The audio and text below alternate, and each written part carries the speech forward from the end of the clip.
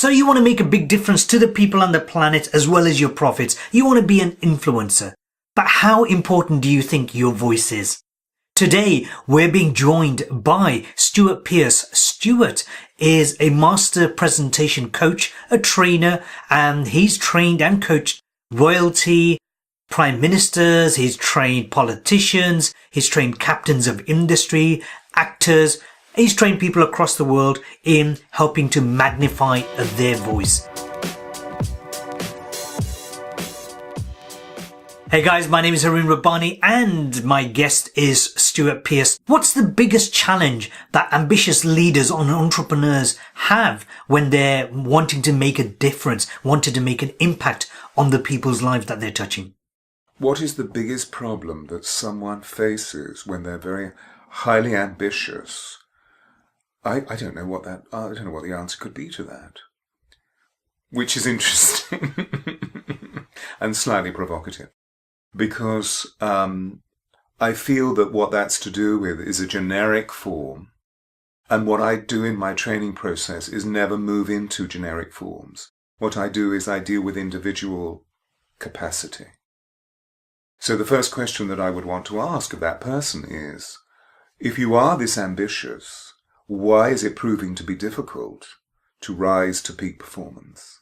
So without naming any names, what are the challenges faced by the great avatars that you've helped develop? For example, people like Diana, who was representing the royal family. Except was she? I feel that she was representing a new paradigm. And that was the uniqueness of what Diana was doing. And also there's a complexion on this, which is to do with that when I came along to meet her, it was actually during what we now know as the last 2 years of her life. And that my role was to help her move through, to use the common parlance, a makeover, so that she could actually create an image, both physically and vocally, the whole charismatic form that she created, that was absolutely authentic to the way that she felt at that time of her life, bearing in mind that she gained wisdom through the vast journey that she'd been through to heal major psychophysical challenges that she had, which led her towards the possibility of doing away with herself, and also led her into bulimia. So she'd healed herself through that. Therefore, she had reckoned herself, she had assessed herself in the way that she knew exactly what her failings were. And what she was doing is actually moving into a whole operation of difference, whereby she explored what is most magnificent about me, rather than what are my failings. But her failings, of course, allowed her to be very humble and immensely accessible. So what I was used for then, in terms of impactfulness, was to look into how she could become even more authentic within the already developing authenticity that she had. How she could remove the self-consciousnesses that were there whenever she gave a speech or whenever she moved into public. As soon as she was actually in connection with the authenticity of this eye contact, this behavioral referencing that those of us who are sensate automatically access, because the most important thing for us is the fact that we're developing rapport, because then we effectively communicate. All effective communication is based on the response that we get. So what we're doing all the time is improving our basic relationship structures by making sure that we get the response that we want. And if we don't get the response, how in the moment we can be flexible to take that person through a journey to gain the responses that they're willing to issue or elicit for us. How is Princess Diana different from the other iconic figures of her time? She was completely human. And what this means is that she was going to the very core of what it is to be a human being. She was moving right into the very core of the cosmology of what she was all about. She moved right into that is most authentic, that is most integrous, that she was always exploring what is my truth. How can I communicate my truth? I have to honor this truth. I cannot compromise it. How can I move into integrity? And what that really means is that she needed to be integrated. Otherwise, if we're not integrated, if we're disintegrated because we don't really know ourselves, physically, emotionally, mentally, and spiritually, then we can't live in an integrated way, to shine forth the ray of integrity. How did she manage to stay integral, authentic, whilst still remaining prim and proper? Well, because she was completely honest. She had to face her demons that were huge spectres, psychophysically. So she had to make friends with her fear. She had to make friends with the disillusion that was within her, which was stimulated initially by the awful conduct of her father in relation to her mother when they split up when she was a very young child, and immediately became the surrogate mother of her own brother. She needed to come to terms with all of those great challenges. In other words, she had to fight the demons, which is what all great heroes need to do before they become of empowered status. How does an adult's voice get affected by their childhood? Because our voices are at the very core of our beings. I mean, they are the very windows to our soul. And, when we awaken to this, we begin to realize that, oh, wow, yes, because actually human beings around the world, in different cultures, in different social organizations, have always believed that the whole of this is created through sound. So it's the very first thing that you did. Well, actually, the very first thing that you did as you became an independent living being from your mother was to gulp air in. And the second thing you did was to make the great roar of life. It's right at the very core of what we're all about as human beings. And so when we're feeling disempowered, our voices always show that we're disempowered. When we're feeling empowered, our voices always ripple with power, with joy, with delight, with freedom, with adventure, and with intelligence. How does the voice impact on people's hearts and minds? Well, because they feel that you are coming from a place of truth. Very simply. So all human beings, vibrate through electromagnetic fields. And automatically, when you have someone who is speaking absolute truth, whether you agree or disagree with what they're saying is neither here nor there, you're literally magnetized into the beauty and the serenity and the impactfulness and the wonder of what they're communicating. So, for example, if I put it into the context of much of my work that I've honed or disciplined into a form that can be useful to people beyond the industry that I worked in for many years, that much of my work was training the actor. And at the core of the great actor's work is a truth of feeling statement. That's why we measure them as being effective. If you don't believe somebody as you watch the movie, whether it be on the large screen or the small screen, then you stop watching. The whole of your body turns you away. And you may use cerebral objectification to say, well, I didn't like the scene, the writing was boring, whatever. Yeah, but the great actor can make the most terse script absolutely animated by something that he or she can actually do. And it's to do with the way that they really focus deep into the whole substance of their sensorium, to go to the very center of it, which is often very, very deep in their emotional center, and to literally just draw from there a state of feeling, truth of feeling statement that is so ravishing, you've got to listen to it.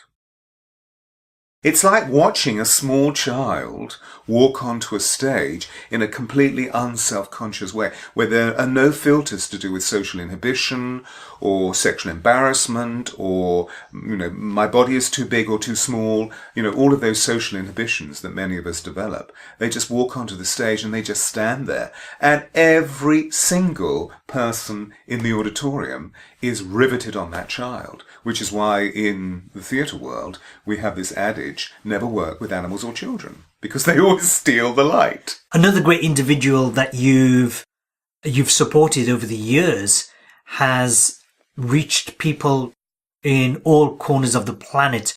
I'm talking about, of course, Anita Roddick. What was your experience? What was your thoughts on working with someone like that? It was about finding exactly where her passion lay within her sensorium, within her physical being, and how she could direct that passion in a lasered fashion to draw in the audience that she was wanting to draw in. And I came along at the time of her life where she had effectively built the body shop, had sold the body shop, and become a social emancipator.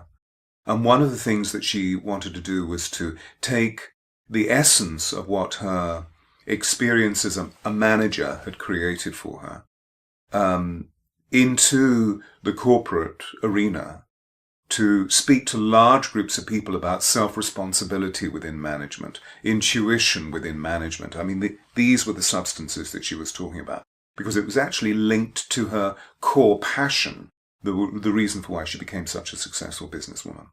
And she was very stirred on an emotional level by many extraordinary activities that were taking place in our societies and in our culture in Europe at that time, particularly to do with having more respect for homeless people. One of the things that she discovered is that she was immensely passionate, in the sense that her passion was often overreaching. And as a result of that, she was often perceived as being aggressive. So she was living within the warrior archetype. And therefore, people in Europe weren't really coming to the work. In the States, when she spoke, a lot of people would turn up and a lot of money was made. Not that she wanted the money, but she would then pour that money into another aspect of her social emancipatory role, which was sometimes building an orphanage in Kosovo, because at that time there were wars steaming through Middle Europe. And she was very exercised by that. You know, her parents originally, they were Jewish and they'd come from Middle Europe, her lineage. However, what I noticed was that she was driving people away. So what I introduced her to was the pantheon of the vital images of the goddess, because she was a goddess. She walked into a room and her beauty exuded everywhere. I mean, she had huge charisma, which was to do with the passion of her caring, do you see? It's interesting, the word charisma is based in the word charity, caritas, charity.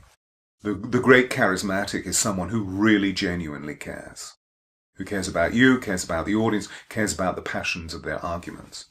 So what I did was to introduce her, just to take the energy away from the warrior for a moment and introduce her to the lover, so that she could balance out the strong, strident nature of what she wished to say as an impactful speaker, but also to bring in elements that were much softer and perhaps more sensual, so that people could actually feel that she genuinely cared and that she wasn't just going to browbeat.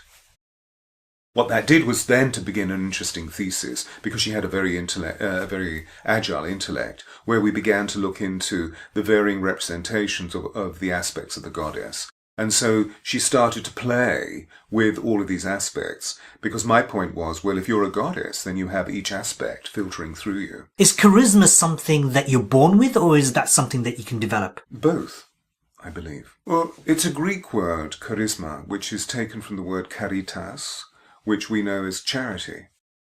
So it's a question of, well, how open is the heart of the individual? Do they really care? Or are they just simply wanting to point score in terms of, developing a political status in the world and acquiring a lot of money and a lot of power and so forth? So the true charismatic is someone who, genuinely speaking, really cares and is direct about how they dispatch that care. I mean, for example, who did we have that was charismatic? Well, Diana was certainly charismatic. Mother Teresa was certainly charismatic. Michelle Obama is certainly charismatic, because they give an appearance of being absolutely present in the moment, that they've been able to release any self-consciousness about their public statement of self. So firstly, they're very relaxed and very authentic. And as they meet you with complete presence, which means very simply that their senses are open to the communication of what their energy is all about. They feel what their bodies are doing. They see you very clearly. They're not looking away or blinking constantly like this, because they're going through some sort of internal process of sorting out what their strategies are. They just see you and dispatch the energy. So there's a stillness within the regard of the way that A, they're relaxed, and B, they want to communicate. Because the most important thing is not what they're saying. The most important thing is what's happening with you. Individuals, groups. So I've known you a few years, and in this time I've seen you make a huge difference, and you still are, with some great figures. But let's take a step back. How did you begin your journey, this epic journey on helping transforming the lives of the changemakers, the transformers? It wasn't predetermined. I didn't think this would be going back to 40 years ago, nearly 40 years ago. I didn't think, I want to work with iconic people at all. It's true that as a child I was surrounded by iconic figures, not always on a highly personal level. But what I mean by this is that I was born into a situation where my father worked for the British royal family. So I was sort of drenched in that, because if you're living the life of a royal servant, my father was in service, so it governed his life, it governed our lives. So it's true that I was sort of predestined on that level to be aware of greatness. But I never felt great. I felt quite the opposite. And as a young person, I had proven educational challenges in the sense of the fact that I didn't read until the age of 14 because of being synesthetic, which wasn't really something that we knew much about in the 50s. We didn't know about dyslexia or ADD. Synesthesia is when there's a crossover of the senses. So in other words, I was seeing sound. I was seeing sound as energy, great bars of energy that moved as currents or waving forces throughout the universe. And therefore, as a child, was very sensitive to that.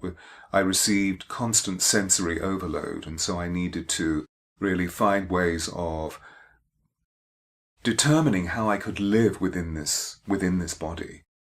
And that was very difficult. So I had learning difficulties, and therefore I was made to feel that I was stupid and would always be stupid. And so I believed that through much of my educational life. And then, when my voice broke and I started to read, I noticed that people kept on saying to me, there's something about your voice, there's something about your voice, there's something about your voice. And I didn't really know what that meant, but I sort of just crashed into or flowed into the drama club at school, at high school, and was appraised as a really excellent actor. So I was given the leads in school productions, and people kept saying, oh my God, you're an actor. Well, I had never received any approbation up until that point. And I thought, this made me feel good. So I went towards that rather than constantly dealing with the negative critic that was saying, but you're worthless, there's nothing going on here. And that meant that I announced to my father, look, I want to become an actor. And he said, why? You're not going to become an actor. 9/10 of the profession are unemployed at any given moment in time. I want you to get another form of qualification. There must be something else you want to do. And I said, well, I've always wanted to teach. So that was a sort of early awareness of the fact that I felt that I'd been taught very badly, and that if I could become a teacher and make those stakes better, if I could improve those stakes, because 9 times out of 10 I felt that I was being poorly educated, because people weren't explaining to me what the situation was, what the task was, or what the strategy was that I need to learn by. So I was always constantly confused with them. And I thought, no, what I'm going to do is I'm going to become really, really clear. So I did actually train as a teacher and worked for a year for the then burgeoning Inner London Education Authority. That would have been 73 or something, 74. But after a year of doing that, I went straight into the theatre world and started training as an actor and working in repertory, and did very well. However, back to the beings of greatness. And then suddenly the wheel of fortune turned, and it's a very long story, so I won't go into it, but I found myself being asked to work with Margaret Thatcher. That was the first big client. Now, I didn't determine that myself. It was something that just happened. So I guess one could say that I was called to greatness on some level, because there I was interfacing with this very remarkable woman who was one of the kindest people that I came across at that time, and was a very, very easy student, if I can call her that, to have. Certainly she was very aware of what she needed to acquire, and what she needed to acquire was a voice that had much more gravitas, that had much more earth and power associated with it, than this rather thin, reedy voice that she used as a result of the fact that she felt herself to be a product of the English middle classes. and had been at Oxford, and even though she was a Lincolnshire lass, she had acquired this sound, which was the sound that was used in intelligent places at that time, which was very much more this sort of upper middle class quality of sound. But of course it was shrieking and inappropriate for what was necessary at that moment, as the Conservative Party determined that they needed to change their image. So I gave her weight, I allowed her to feel weight in her own body, and the clarity of what then became the voice of great power, as we hear through the recordings of her debates in the Houses of Parliament. Now, whether people like her politics or not, nobody can deny that Margaret Thatcher, the Prime Minister of England, Prime Minister of the United Kingdom, was an influential figure. What was her biggest aha moment, Stewart, when she found her own voice, her true voice? That she needed to acquire weight, that she needed to acquire gravity, which is a physical experience. It's to do with resonance in the body. That was what was so specific about her journey at that time, because she saw the potential in her leadership capacity. But she also saw where people were not in rapport with her, do you see? She was immensely sensitive on that level, and obviously had a desire to become the empress that she eventually became, which, as we know then, at the end of her career as a politician, changed into something where she misused her power.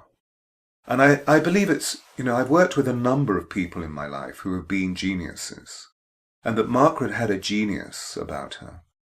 And often when you're a genius, and you're thinking in very broad textures, in very multilateral, multiplicitous ways, that you need someone on the outside of you to be able to create proportion for the vastness of what we're thinking. And many genies are affected by the fact that there aren't those people around them. And so they overreach and become frustrated and desperate in their behaviors, and sometimes undermine or demean the people around them. They don't mean to do that. They're just being impatient and frustrated.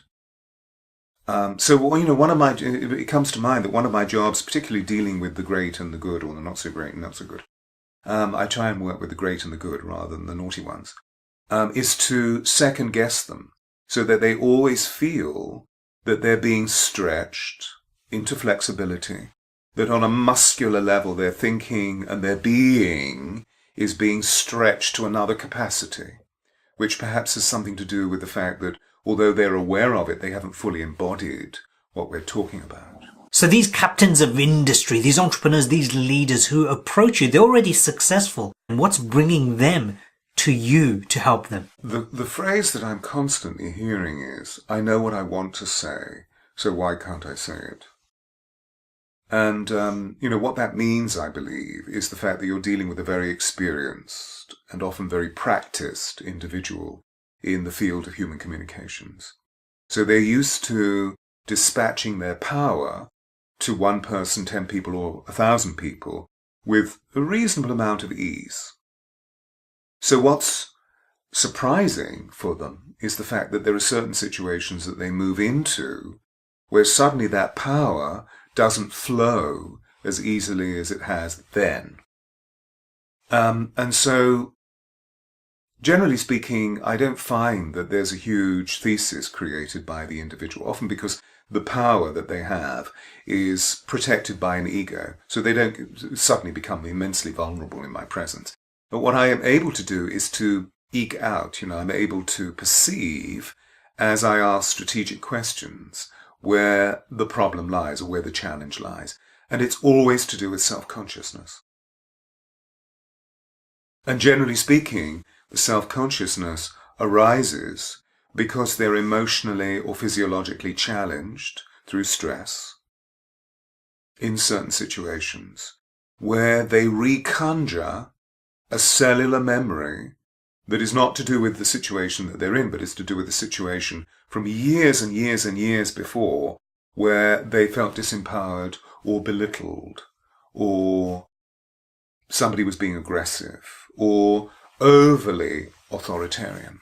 And as a result of that, in that moment, there is a complete loss of personal power.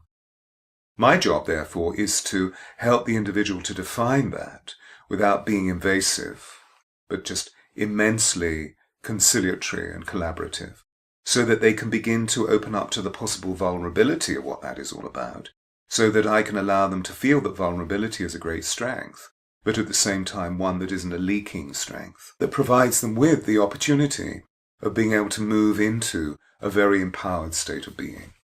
And that's when I'm allowed to work behaviorally through allowing them to really feel how their bodies can become much more relaxed through the power of using the breath. So why is breath work so important to an influencer, besides the obvious? Which is? To stay alive.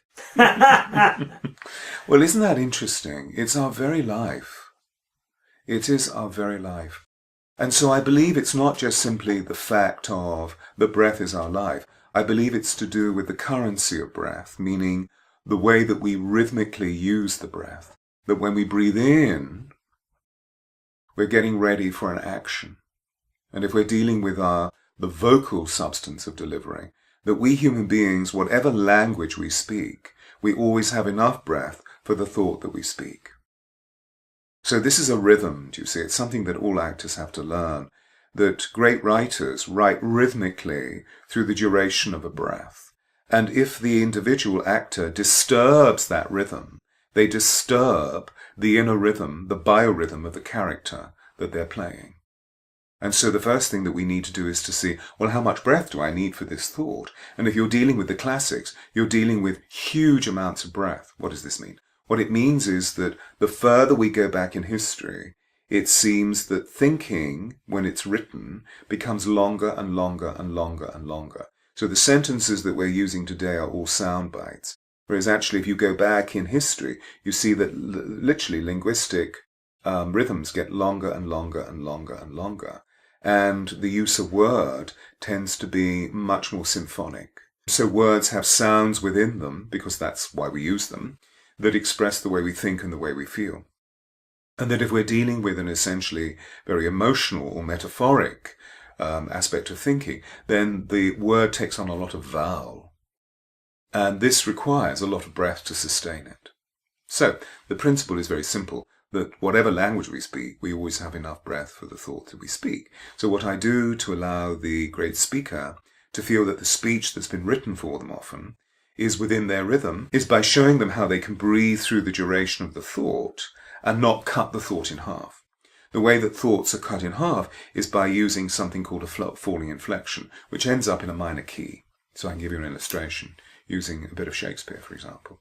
And this would be an exercise that I would often give to a young actor, so that he or she could begin to feel what the essence is that I'm talking about. So the actor would say, "Thus with imagined wing, our swift scene flies, in motion of no less celerity than that of thought. Suppose that you have seen the well-appointed king at Hampton Pier embark his royalty, and his etc., etc., etc., etc." Okay, now, of course, what you're thinking is, what on earth is this about? What is this? What is happening here? Because you can hear that what I'm doing is I'm truncating the thought, that I'm speaking and then dropping and speaking and dropping and speaking and dropping and speaking and dropping, which sounds like a newscaster. If you listen to the news on radio or TV, this is what they do. So there's no feeling, it's just purely cerebral. But what they're doing is they're cutting up the thought, because their minds can only embrace that amount of thought, because that's the way that we've been educated or socialized. So what my job is to allow them to feel that the thought is not microscopic, it's macroscopic, that it goes from here to here. And so what they immediately start doing then is this. Thus, with imagined wing, our swift scene flies in motion of no less celerity than that of thought. And then suddenly it makes sense. Suppose that you have seen the well-appointed king at Hampton Pier embark his royalty, and his brave fleet with silken streamers the young Phoebus fanning. And so suddenly it's like, oh, that's what's being said. There I am using heightened language because it's Shakespeare, but the same thing applies to any script or any screenplay or any speech, that a corporate identity may be given, or a parliamentarian may be given, or a senator may be given. It's a question of how can I use these rhythms that are always going to engage the listener, whereas these rhythms disengage the listener. Because you see, as soon as I go da-da-da-da, you stop listening because you think I've come to the end. And then suddenly I breathe in and I continue. So you're constantly going through these rhythms that are very disturbing on a purely kinesthetic level for the way that you perceive the intelligence that's being communicated to you. So let's say that we have this captain of industry who needs to present at a major function like an annual general conference. And what he or she is doing is providing the vision for the next 3 years within the business. And he or she wants the entire workforce to be completely implicitly involved in the passion, the excitement, the electricity, and the precision of what the vision is all about. If he or she is literally breathing through the duration of the thought in the way that I've just indicated, what happens is that the whole of the audience breathes with that person. So every single person becomes physiologically engaged in the accomplishment of what that vision is actually all about. This is called entrainment, and it's what the great speaker does. It's what the great actor does. So my role for many years has been about allowing the great actor to stand in front of 2,500 people in a major auditorium so that they become spellbinding, that they magnetize their audience into the richness of what the character is all about, the multiplicitousness of what the relationship is all about, and the culture that's being created, or the situation that's being created on screen or on stage. There are ways of being able to breathe through that literally engages the entire audience in the same breath. And when we do this, we human beings, we become fundamentally in synchronicity. Just as we know with the mother and her child, when she's breastfeeding or humming, that the child breathes with the mother. Or when lovers come together and lovemaking happens. When they breathe together, that's when the height of lovemaking reaches its symphonic peak, so to speak. And maybe that's in the moment, that's when, for heterosexual couples, that's when a child is brought through. Can charisma be learned from reading books? No. Why not? Because it's a physical experience. The way that I approach it is from a physical experience. But then I wouldn't I? Because after all, my experience is the craft of the actor. And the craft of the actor, although the actor needs to think clearly and to deduce purpose from the text, because that's all that she or he has, the point is what's happening on a purely sensation basis, what's happening physiologically within the sensorium of that individual. That's what makes them convincing, truthful, ecstatic, beautiful, sexy. You know, I mean, one of the things that I do in presentation skills seminars, which I tend to call the power of presentation, is to initially just define what does presentation mean.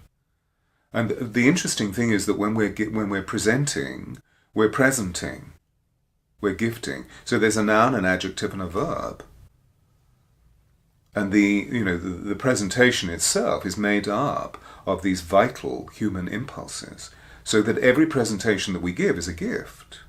So, you know, in our societies in the West, that we're actually very practice givers, so that we don't just give willy-nilly. Otherwise, we know that, for example, if it's Uncle Fred's birthday and we're not actually considering Uncle Fred and we give him a pair of gloves, that 3 years later we get the pair of gloves back as a Christmas present. In other words, it's a completely unwanted present. So what we do is that we formalize our giving through Christmas, through birthdays, through certain anniversaries, etc., etc.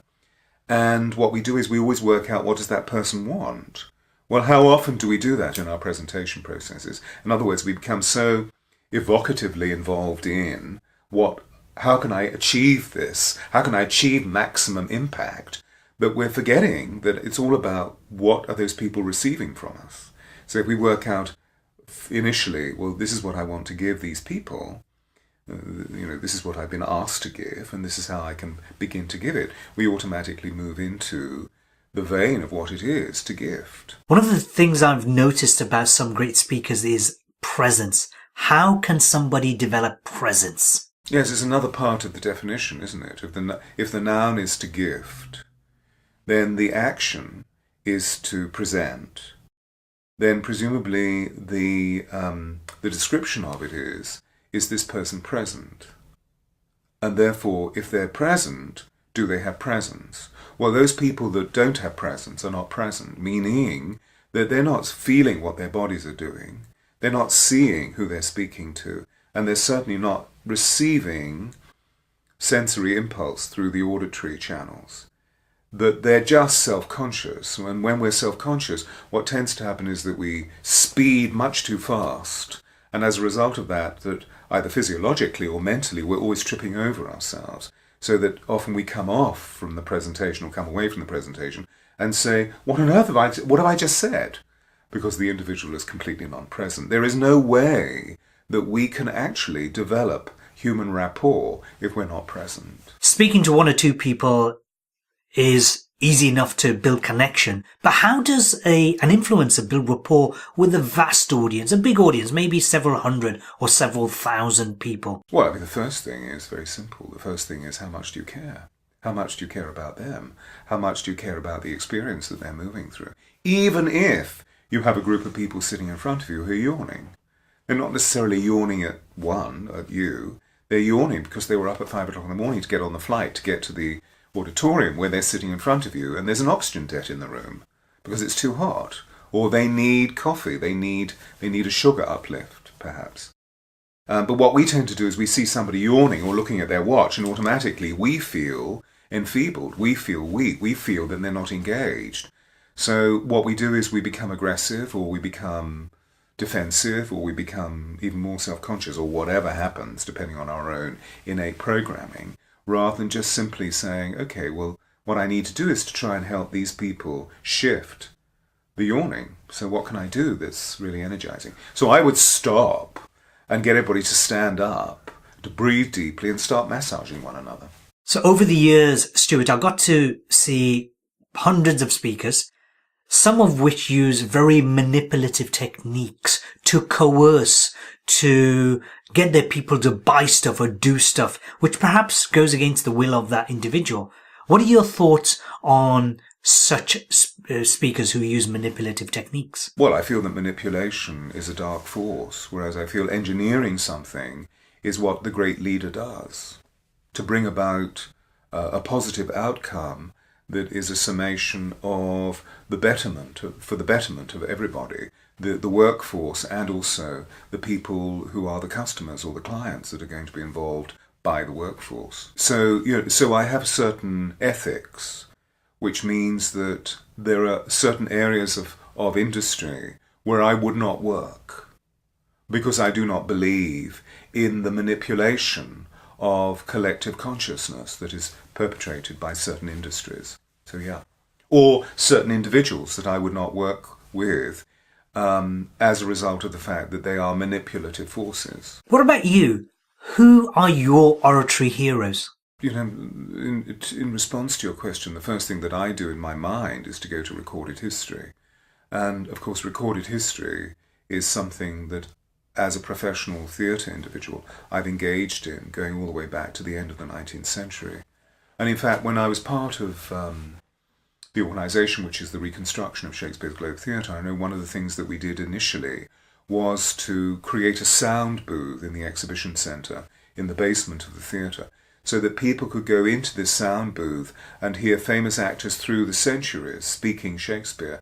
And what was fascinating is that when we go back to Henry Irving or Max Beerbohm-Tree, who were recorded at the end of the 19th century or the beginning of the 20th century, that the way that they sounded Shakespeare is risible to our ears today, because they almost sang it as though it were an aria.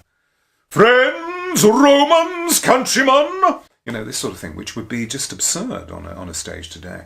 And then as we go through the ages, you hear that actors become much more grounded, much more emotionally available, and there is a depth and a resonance in their voices, and therefore in the portrayal or in the communication of whatever the substance is, which is completely and utterly different. So what this means, I believe, as a social experiment, is that the way that we experience truth today is very different from the way that our forebears experienced truth.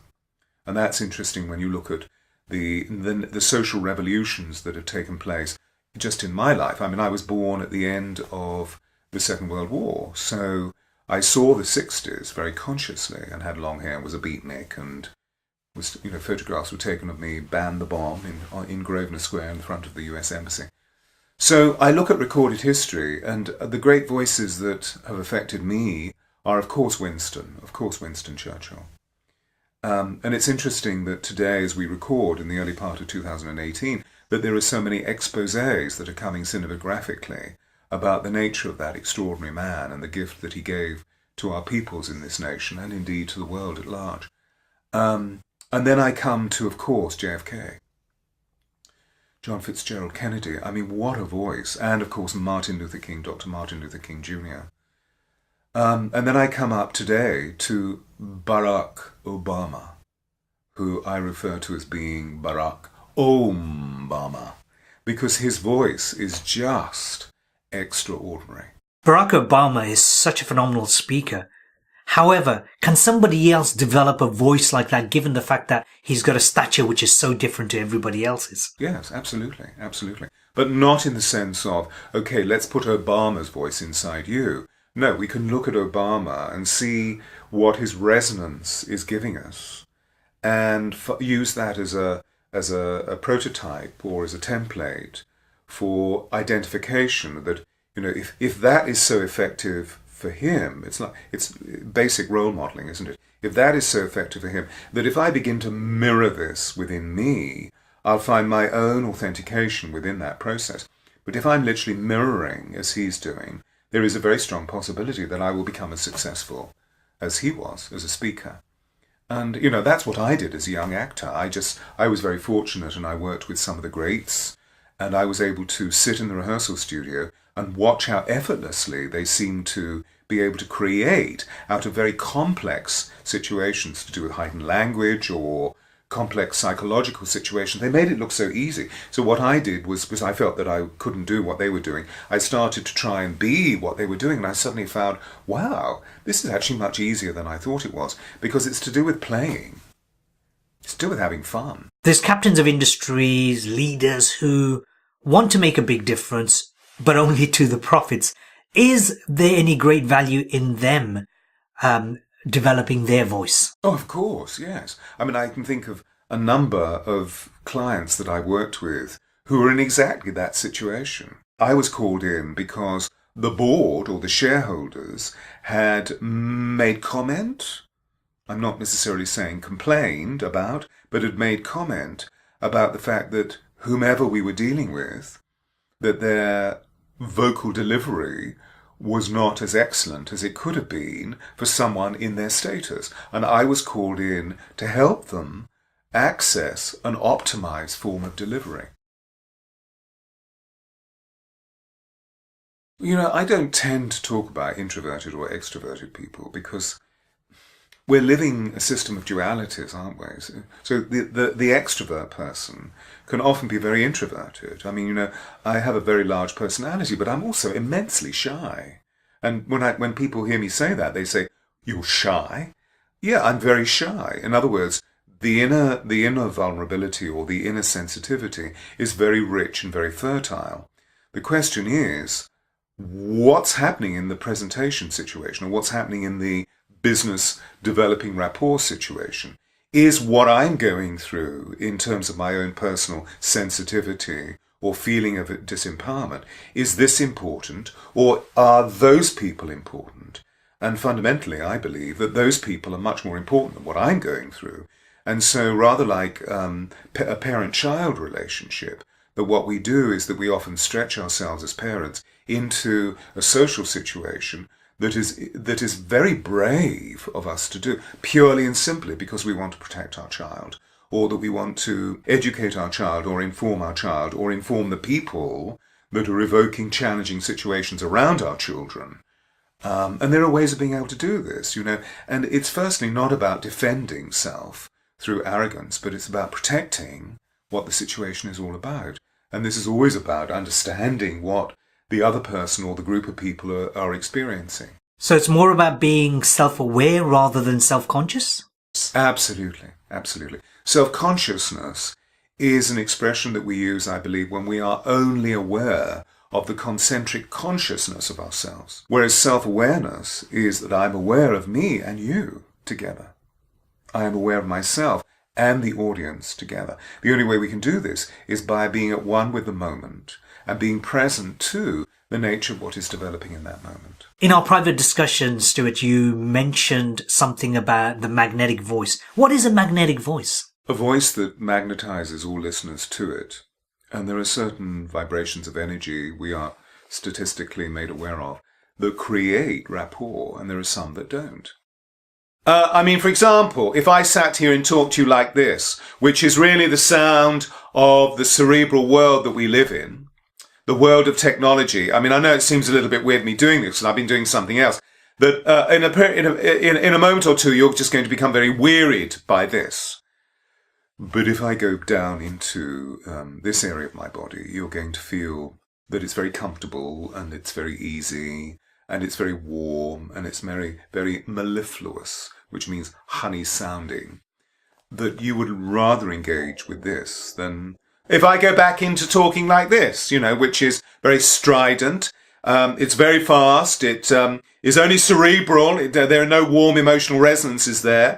And automatically I start to look a bit panicky or manic to support what that energy is all about, which in my experience as a professional voice coach, as a presentation consultant, whatever the master presentation people call me, is where a lot of people go because we are educated and conditioned and socialized by doing.